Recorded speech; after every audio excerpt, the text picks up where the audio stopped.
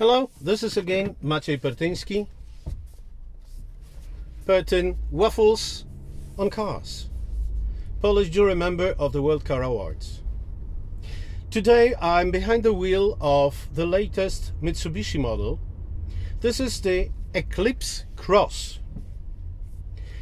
Mitsubishi would love us all to think a lot about the name itself, as the Eclipse part of the name comes from a famous racing horse in Japan from the 19th century, a horse which was born on an eclipse, thus the name, and was the fastest horse ever, winning each and every race with a huge lap. But the cross part of the name must mean we have to do with a crossover or an SUV, which is quite alright. We have to deal with that. It's become very common. Each and every producer wants us to believe they have the very best solution for just about anybody. Okay, let's see. First of all, this is a car of the compact class. So a rival for, say, Volkswagen Tiguan or the Mitsubishi CX-5. Sorry, Mazda CX-5. Okay, we have the picture. What do we have here for the rivalry?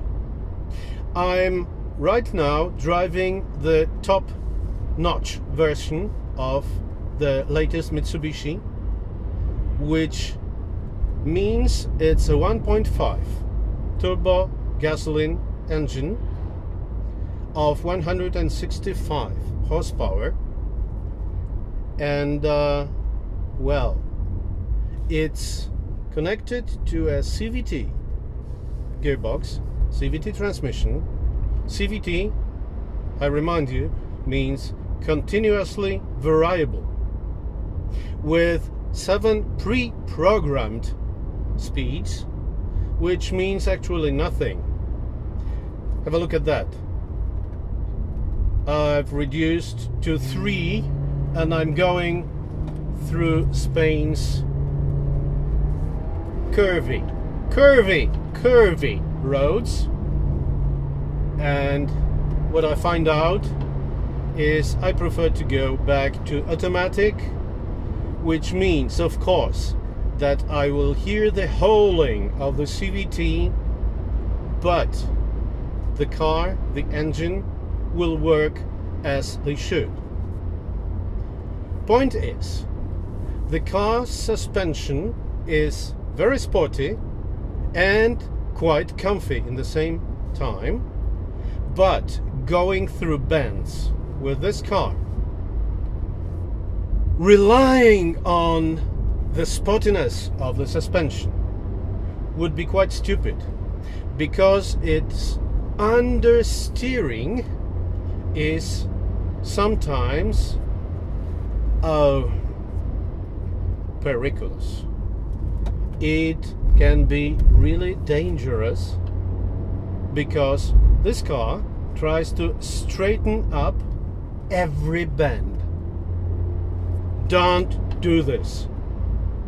You have to tell the car, attention, we're entering a curve, and re-accelerate after 2/3 of the bend.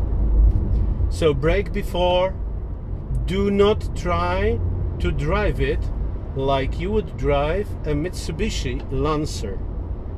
Although Mitsubishi say this powertrain, this drivetrain, is coming straight from the Lancer Evo, which means we have this 4x4, permanent 4x4, where the rear axle is getting 20% of the power minimum, all the time.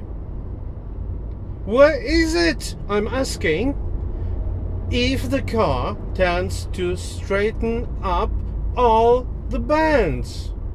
I don't get it. Well, okay, an SUV, even by Mitsubishi, is not a car made for crazy going through bands. Okay, so please stop advertising this car as such, because it's not, simply. Okay? As you may have heard, acceleration with a CVT is not such a nightmare as, for example, trying to accelerate with any Toyota equipped with CVT or eCVT, as the car really reacts quite spontaneously. I like it. I like it. I like yet more the finish of the cockpit. Now really, I did not imagine, apart of course from this cheap something pretending to be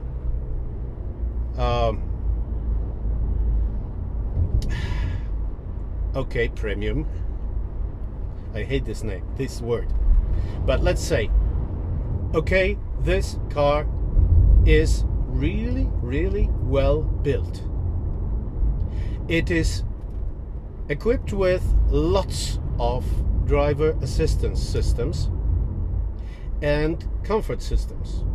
I have head-up display here even. But to get a car with leather-clad steering wheel, I have to buy at least the second lowest version of the car. And even if I choose such a version as I'm driving now, the top notch, what I get is a car without sat-nav. How come? Okay, the basic one does not have any CVT or 4x4. It's a front-wheel driven manual 6-gear with the same 1.5 turbo gasoline engine. We still have to wait some time for the diesel versions, which according to Mitsubishi are going to be quite different, tuned better than up till now. Well, we'll see.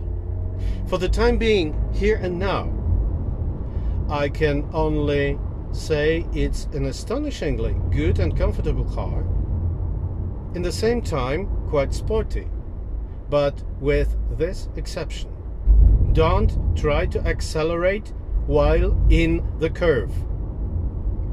The rest is okay. Well, okay, the seats are not very supportive in bends, but as we said, we don't go through bends too fast. They can be like that. And with that, thank you very much. Goodbye.